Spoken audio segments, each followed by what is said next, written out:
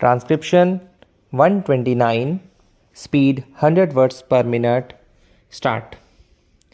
Sir, this bill has met with such general approval throughout the country that it does not stand in need of any long introduction from me. The Lok Shayak Sena has been functioning during the last 18 months. It has aroused great enthusiasm. It is now public knowledge that our aim for the present is to train 1 lakh of people every year. The scheme is for 5 years and we mean to do this by means of holding some 500 camps in a year. We use 10 months of the year avoiding the monsoon seasons, and we hold these camps in different parts of India in practically every state. One camp was held in Jammu and Kashmir, and we have also camps down south everywhere with huge areas which are generally close to community welfare project centers. Sometimes the state governments have represented and emphasized that in order to rouse public enthusiasm and to awaken public consciousness, we should hold these camps in other centers also. In these 18 months, somewhere about 1,50,000 people have been trained. The response has been very fine, and everyone who is between the ages of 18 and 40 is welcome. People generally come from the rural areas and all castes and communities are represented. The camp is for 1 month and the conditions under which the trainees live are military conditions. Free ration is given and free uniforms are given, and when the camp is dispersed, an out-of-pocket allowance of rupees 15 per head is given to the trainees. I have visited them and I imagine some honorable members might have seen these camps too. The conditions under which the trainees live are just like military conditions, and they lead during that 1 month a fairly strenuous life. Military training is imparted. There is physical drill, there are the marches, rifle shooting and all that. To those who are not literate, an effort is made to give some instruction, and particularly instruction in what I may call the art of making a good citizen of India. Our aim is to utilize this 1 month to create a sense of leadership in every trainee, because it is not merely our purpose to give them military training but to make them better citizens and to make them take an active part in the life in their own village. As the house knows, throughout the countryside there is a wave of enthusiasm flowing. People are most anxious to help themselves. There is the Shramdan movement.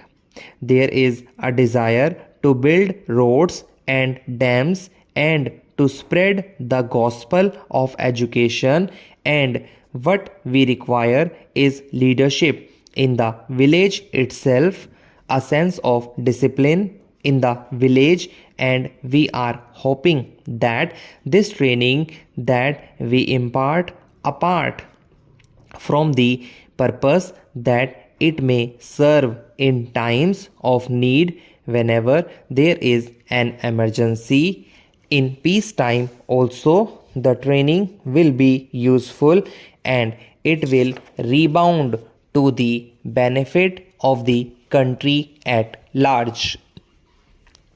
All this costs a lot of money.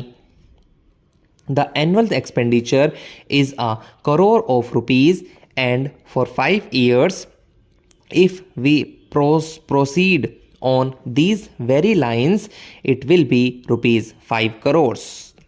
This bill has become necessary because we wanted to have some rules and regulations, and while these trainees were living in a camp life, they had to be subject to military discipline, and therefore we wanted to put it on a regular basis. The bill as it stands commits government and commits the parliament to no limitation. I wish to emphasize this because if the movement spreads and if there is a general desire in the country throughout the community for military training, if there is such a general desire for expansion, and if Parliament approves of it, then within this very bill it will be possible to extend the number from 1 lakh a year to 2 lakhs a year. It will all be a question of money. It will be a question of the provisions to be made for training purposes. I wish also to emphasize here that we are giving 1 month's training. The House will be aware that this movement for giving military training and had its origin during the last 3 or 4 years on some scale. The House knows that apart from this Lok Shayak Sena, during the last 4 or 5 years, efforts is being made to give military training to various classes of our people. For instance, we had in our schools and colleges the NCC movement. The NCC course imparts military training, and from among them, boys are sent up to the military academy at Khadakwasla near Pune. Similarly, we have opened the auxiliary cadet corps, and for the purpose of providing military training to the people living in urban areas and employed in industrial concerns, mills and factories, we have the territorial army. And in order to provide better and further means and greater facilities, we started the auxiliary cadet corps in 1953. But it was on a limited scale. The period of camp life was about a week in the beginning. I think it was extended to 10 days, and the allowance paid was rupees 5. The response to it was great. People were very ready to come and take advantage of it. Then this Lok Shayak Sena was started, and a longer period of training was provided. I am mentioning all this because if experience proves that the period is too short, that it should be a bit longer, then there will be nothing to prevent the government with the approval of Parliament from extending the period from 1 month to 2 months so as to make the military training effective. Honorable members have seen that the bill is what you call generally of a providing character. It is a piece of delegated legislation. It says that the prescribed authority shall do this.